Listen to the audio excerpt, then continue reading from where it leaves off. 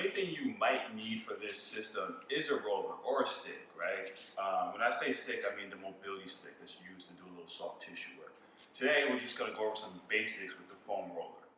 We're gonna start with our calf. What you wanna do is you just wanna divide your leg in half, right? So we're gonna do the first half close to our ankle, then the second half close to our knee. And we're gonna do that for our calf, our hamstrings, and our back. Okay, so what you wanna do is just create a little bit of a bridge position here, and you're just gonna roll your calf out. And we'll go about 4 or 5 rows per section of your leg. So after you get your 4 or 5 rows, we're just gonna pan our foot back and forth to get into that muscle. So you do your bottom of your calf, top half of your calf, and then you just move up your leg and do the same thing, hamstrings, closer to the knee, 4 or 5 times, pan that foot back and forth, and then do the second half closer to your glutes.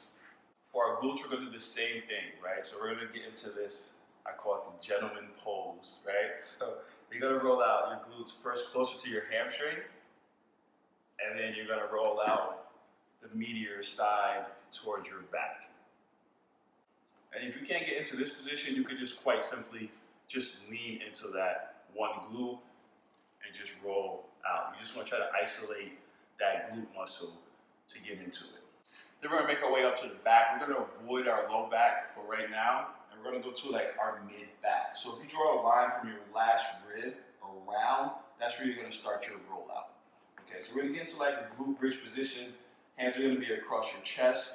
Just going to bridge up, try to keep your head neutral by looking at the ceiling. And we're just going to roll from our mid back up until the bottom of our shoulder blades. And here, to get a little bit deeper into the muscle, get a little bit of cross action, we're just going to kind of shimmy back and forth on the roller.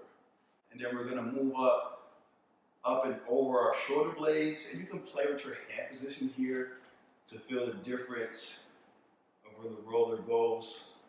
So we go here, bring our elbows together, try to expose those upper back muscles a little bit more.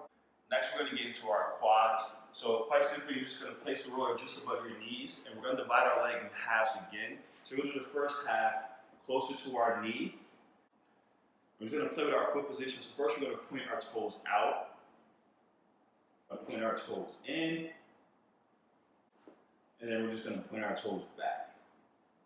And we're not going to do a pan here. We're just going to bend and straighten our legs, get a little bit deeper into the muscle. And then we work the second half of our quads. Next is our groin muscle. So what you're going to do is you're just going to lay on your side. You're going to place the roller on the inside of your knee.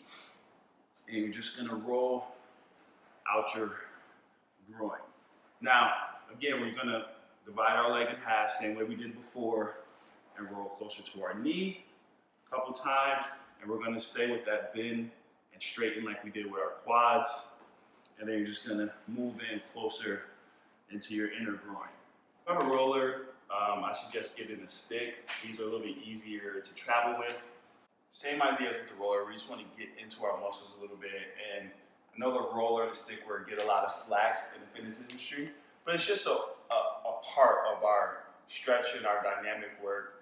And I think it's very important to increase our mobility along with the stretching and the dynamic work. We need to do all 3.